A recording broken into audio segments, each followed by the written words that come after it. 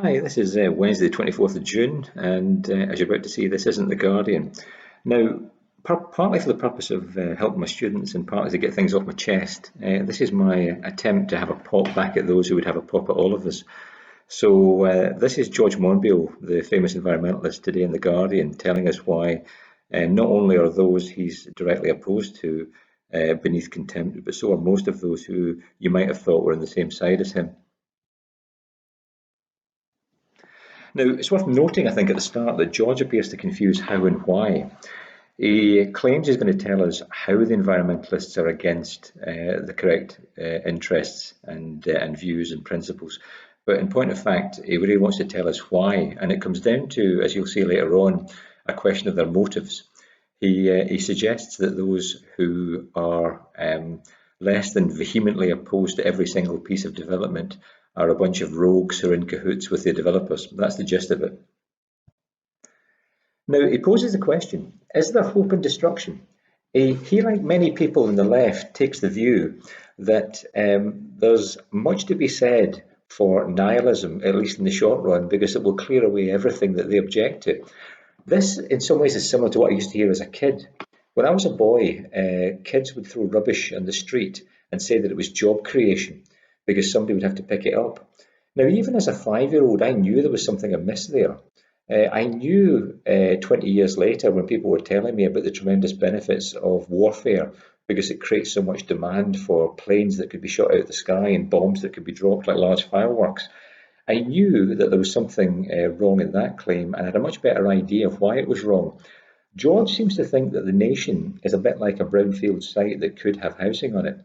And he thinks that if we're brought to our knees economically by this overreaction to the COVID virus, then what we can then do is build a much better society from the remnants, as if you had a steel reinforced building on a brownfield site that previously contained something like a forge or a foundry, and therefore the cost of building on it will be nothing compared to the cost of clearing it.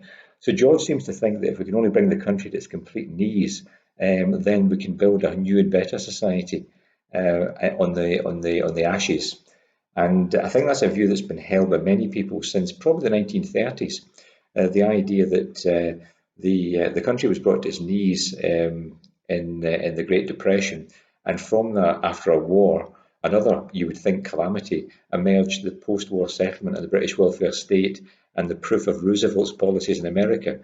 It's a view, a phoenix-like view that probably dates back to Marx and the idea of historicism and the eternal circles of change. But anyway, so he poses the question, is there hope in destruction? Can we learn something useful from him, and can we then use it to build better once we've brought ourselves to penury? Now, he also poses the question, can we avert a climate crisis, as usual, a climate disaster? And he, of course, is certain that such a climate disaster will happen. So regardless of what we do to avert that climate disaster, it can never be as damaging as the climate disaster itself. Now, of course, that has the beautiful structure of all such arguments, especially it's a quasi-religious argument, because what it tells you essentially is that if you don't give all your money to the preacher, then you'll die instantly or be eaten by a giant star goat. And when you aren't eaten by the star goat, although you're poverty stricken and the preacher has a new car, you can feel yourself to be advantaged because at least you weren't eaten by the goat. So George and his friends would bring us to our knees, and they would tell us that if we don't actually physically cease to exist, we're a net gainer because we would have died otherwise in the climate disaster that would have unfolded had we not destroyed ourselves. So he poses this question, as they always do: can we avoid this terrible climate disaster in the way that we've so successfully avoided a COVID disaster by wrecking the country? He implies, although he doesn't quite come out and say it, that we can not use fossil fuels in the way we have been using them, and he says explicitly that we can't actually continue to exploit fossil fuels. And again, this is to reject everything we know about what we've achieved as a species for thousands of years.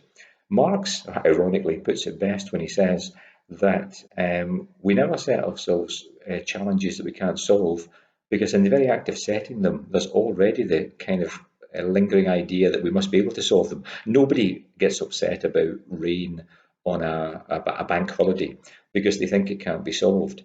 But when people get upset about, for example, traffic congestion, it's precisely because deep in their subconscious they can work out how to solve it.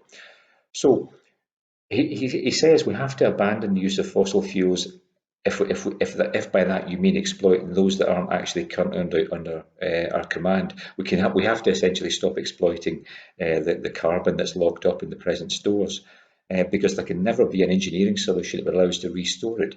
Now, there's a lot of work being done right now on exactly how to store environmental carbon, and if that work pays off in the way that such engineering attempts tend to pay off, we tend to be more successful than originally anticipated.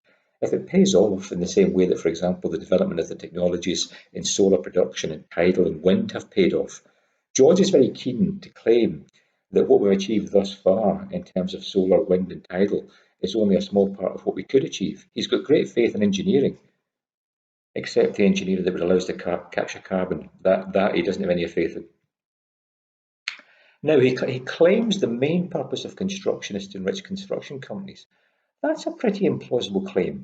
However corrupt you think a political class could be, it seems unlikely that they would be co-opted by one particular group in the community rather than all the other groups that could equally well co-opt them. So even if you were just taking a very cynical view, it seems unlikely that construction companies would be able to own, as it were, the politicians, because surely loads of people could make the same offer. But nevertheless, as I say, George claims that the main purpose of construction is to enrich the companies, despite the fact you would have thought, again, that the public would have cottoned on to it, and therefore when the gains didn't arrive from the bridges or the tunnels, people would see that it was entirely corrupt. If you want to see an example of construction that does seem to be completely ill-focused, look at Japan.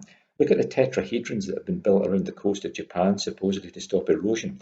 Look at the concrete lining on every single river, so that you don't have a natural riverbed. Instead, what you've got is a concrete tunnel, effectively, with some water running through it. That's an example of really, really badly conceived construction. But that wasn't done by private companies who were interested in trying to make a pound. It was done by the Japanese state, interested in trying to follow classic Keynesian principles and somehow increase demand and boost the economy. A policy which has resulted in, I think, the last time I checked, something like 360% of GDP in debt, which will doubtless pop at some point. But anyway, he claims that the only purpose of construction is to enrich the companies. He also says that the region where these new houses, this is about an arc of housing and prosperity, supposedly, that's going to be built between Oxford and Cambridge. And he says there's no regional demand for this housing, there's no regional demand for this development. Now, is a region the kind of thing that can have a demand?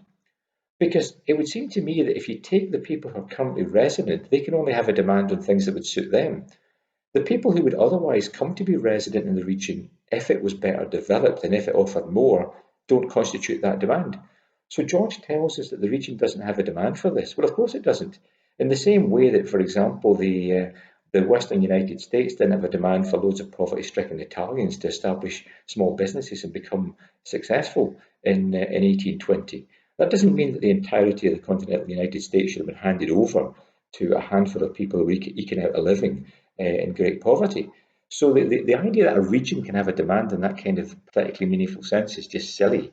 But again, it's typical of the kind of ad hoc arguments that are made by people like Monbiot, who are certain that they're right and don't feel as if their audience, in this case The Guardian, are going to question their reasoning too closely. Should we have legal limits on air pollution? George is very concerned that we're going to breach these legal limits on air pollution. Now, the problem is, if we have a law that says, for example, I can own a car, there's no saying whether I'll buy the car or not. I might. If you have the same right to buy a car as I have, and lots of us buy cars that are each legally on the road, but all in their entirety produce a crossing of a threshold, then the government can't be responsible for that. It doesn't seem to me to make sense to set a legal limit on the totality of pollution if you've set limits on all loads of other things that contribute to that, which together will produce the total figure. If I have a wood-burning stove legally, and so do you, and so do 10 million other people, then the government might have been unwise in allowing us to have these wood-burning stoves. But unless somebody reasonably objected to the laws that allowed the stoves in the first place, the fact that the stoves in their entirety produce a figure greater than the supposed legal limit isn't, in actual fact, good grounds to criticise the government. So this idea that we can have a legal limit on total pollution is, I think, silly. And it isn't questioned precisely because we've lost sight of what government is for. We've ended up in a situation where the courts are hearing claims about the negative consequences of welfare policies based on some supposed whatever, Article 8 right to a family or whatever. We hear these claims in court and we forget what law is. We forget what government policy is. We think that this kind of claim that we can have, for example, a legal limit on child poverty. Child poverty is a consequence of many, many things that all play out, including choices that individuals are entitled to make. And when we set a legal limit on child poverty, as Labour did, and which the Tory party struggles mightily to find a way of rejecting, we're doing something which is nonsensical, because all the government can do is allow and prohibit. And the sum total of all the other things that people do once those prohibitions have been put in place is the overall result. And we have to change those laws that relate to individuals in order to produce a different result. But to claim that the government has erred because a totality of individual decisions, each of which was lawful, has produced an outcome that breaches some limit of child poverty or pollution, is just stupid. But it isn't challenged because it sounds good. How serious are our water demands? George says that we can't have this new development because there won't be the water for it. It seems obvious that the greatest problem we have with water is the fact that we're inundated every winter. And if global warming is having an effect, it's having the effect of making the UK a much wetter place. Now, the interesting thing about water storage is it becomes much cheaper the more of it you store, because reservoirs are a bit like footballs compared to ping pong balls. The internal volume increases faster than the outer surface area. So the one thing that is certain is that it's cheap and easy to store large volumes of water. And to claim that we have this problem that the Middle East certainly has. The Middle East certainly has a massive problem. Desalination in the Middle East will never be enough to allow really large urban development. There's always going to be a problem. The water itself becomes more saline as you start dumping the salt. You have a problem storing salt, and that becomes an environmental hazard. But water storage is not a problem. And to claim that we can't have urban development that would help people because we've got a water problem, a water shortage problem, again, is to start with what you would like, which is the termination of the project, and to work back to find a reason, which in this case is no reason at all. We can store water. Now, what kinds of local opposition are there? In this particular case, George is very keen to support the NIMBYs against the national charities and pressure groups. And there's reason for that, of course, because the people who currently live in the area between Oxford and Cambridge would not want there to be additional development, because we in this country are very silly and we don't have a land value tax, which would allow the state, the people, to capture the increased value produced by our collective endeavours. So what we do is we say, if you're lucky enough to have bought a house in central Acton in 1958, then you will receive ridiculous rewards simply because of the urban development that everybody has paid for in London. So your house sits on a piece of land which is incredibly valuable. The house itself is worth nothing, but because you own the land, you own the house, and you can prevent development on the land, then that land is incredibly valuable. And when you sell the house, you'll make a massive windfall gain, because the house has benefited from the rail development and the roads and services that everybody has paid for in the area. Now, everybody living between Oxford and Cambridge who opposes this development stands to benefit from their early purchase of these houses within commuting distance of London and the South East. If more houses are built, they might pay a price, so they're again it. Now, you would have thought that that kind of selfishness, that kind of, or if not selfishness, rational self-interest, you would have thought that that would have been precisely the kind of thing that an environmentalist would have been opposed to, because the environmentalist is concerned with the interests, supposedly, of generations as yet unborn, of everyone on the planet looking into an indefinite future. So it's interesting that Monbiot makes common cause with people who are precisely motivated by the concerns that he thinks are illegitimate, because it suits him. Is all government spending the same? George says that there are so many other things that government should be spending money on rather than this development. Now, the reason why government doesn't simply spend money on transfer payments to people who buy goods and services, increase welfare spending, for example, is because government spending isn't all the same. Most government projects, they hope to have a return. It's costed out in the same way that any capitalist project, any free market project would be costed out. So the government hopes to make a 7% return when it spends money. It hopes to get more back than it put in. Otherwise, it should never have taxed folk in the first place in order to pay for it. So George says, why are we doing this when we could be when there's essentially when there's starving children on the street? Well, of course, the starving children on the street is an argument that could be used in every society at all times, if not for children for somebody else. There are homeless folk on the street. There are people who can't afford operations. There are old folk dying for the want of operations which don't pass the threshold for the quality adjusted life here. So you can always find somebody somewhere who would benefit from a transfer payment, and that money could otherwise be used to engage in a capital project which seems heartless by comparison. But of course, the very reason why we're rich enough to have these discussions is because we haven't made decisions like that in the past. At some point, some right winger, some fascist, somebody who wasn't concerned with the mood of the mob, somebody who didn't mind being harassed and condemned and criticised by people who've never done anything meaningful in their life, they've never taken a hard decision. At some point, somebody built a road, somebody built a bridge, somebody started an urban development that wasn't a straightforward transfer to people who were currently poor at that time. And that person paid a price for that socially, probably, but they did the right thing. Far fewer poor people exist in this country precisely because we haven't obsessed about the plight of every single poor person. That's a very hard thing to say. It doesn't make it less true. Are the RSPB and the Woodlands Trust rogues? Again, these national charities that are working with the government to facilitate developments are despised by George. And it's not because that he has consistently thought them to be rogues beneath contempt. It's because in this particular case, they can see the merit in something which he opposes. And therefore, he would rather ally himself with the local NIMBYs who are opposed to the entire development than continue common cause with the people who have now, it seems, been too moderate, too temperate, too thoughtful, too considered in their approach to this particular development. George's position is that you shouldn't make any accommodation with the enemy, which in this case is the construction companies. And of course, what he can't see is that it's precisely his trenchant opposition to the construction companies that allows him to make his rent.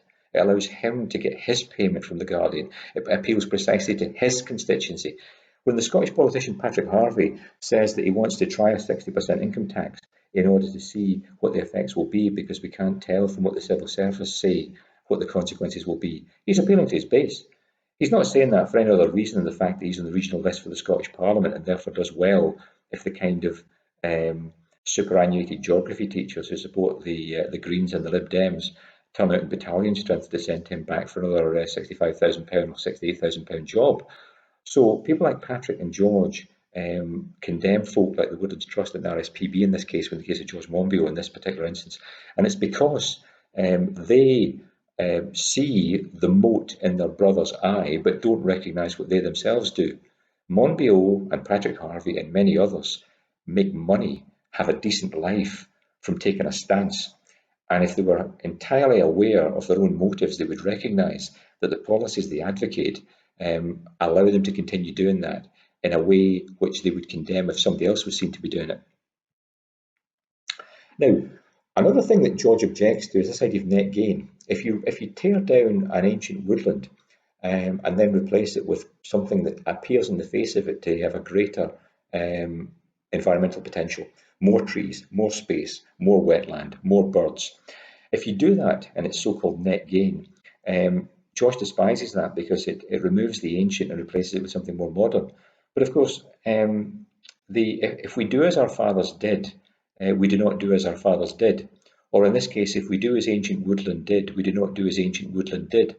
Because, of course, the ancient woodland that he values was itself once new. You've displaced something ancient when you created the ancient woodland 300 years ago or whatever. So every single thing you see in the urban environment and every single thing you see in the natural environment is itself an interloper. It only depends on where you want to draw the line.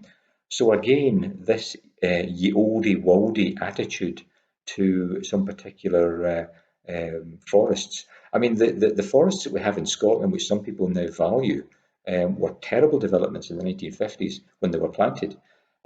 So we can't take this view consistently, and if we tried, we would end up in a kind of theme park But again, George doesn't accept that because it doesn't suit him in this particular case. If national pressure groups oppose local groups, what does that tell us? Well, George thinks it tells us that the national have been co-opted and the local remain virtuous. I wonder whether it tells us that, or what it actually tells us is that the local are precisely the NIMBYs who would object to anything that doesn't suit them, but at the same time would go on a march, a national march presumably, for something which they think is a good thing, as long as it's somewhere else. So I think if the national pressure groups are prepared to support something and the local are prepared to oppose it, I think it tells us on the face of it exactly the opposite of what Monbiot would claim. It tells us that there's probably a greater overarching interest in the project proceeding, and it's the NIMBYs who opposed it. George says the Greens should think their own thoughts. They should think their own thoughts. They should think through their own positions. They should all be individualists. You might remember the life of Brian, Monty Python, and Brian in frustration screams, "You're all different. You're all individuals." And one lone voice says, "I'm not," and everyone says, "Shh." Now, coming from an environmentalist, the idea that everyone should think things through themselves is pretty rich. This is a group of people who elevated Greta Thunberg to the position of scientist. Now, Ricky Gervais, I think, got it right when he said that the Hollywood elite had spent less time in school than Greta Thunberg. Greta Thunberg knows the square root of hee-haw.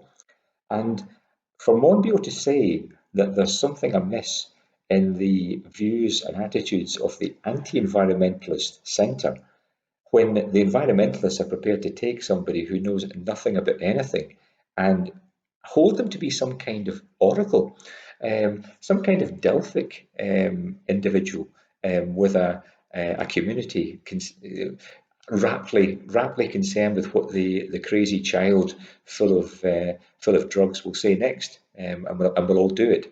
So George says we're all terribly thoughtless, apart from him and his pals who all think the same things. And indeed, thinking about this article, actually, it's interesting because this article is all about splitters. The national charities are splitters, and George is saying that we all should think our own thoughts. But of course, precisely up to this point, where he now sees the national groups as splitters, none of them were thinking their own thoughts. They all basically thought that they were together on the same page. And it's now that the heretics, now that the national groups are forming the Free Presbyterian Church, the Presbyterians like George are keen to attack them.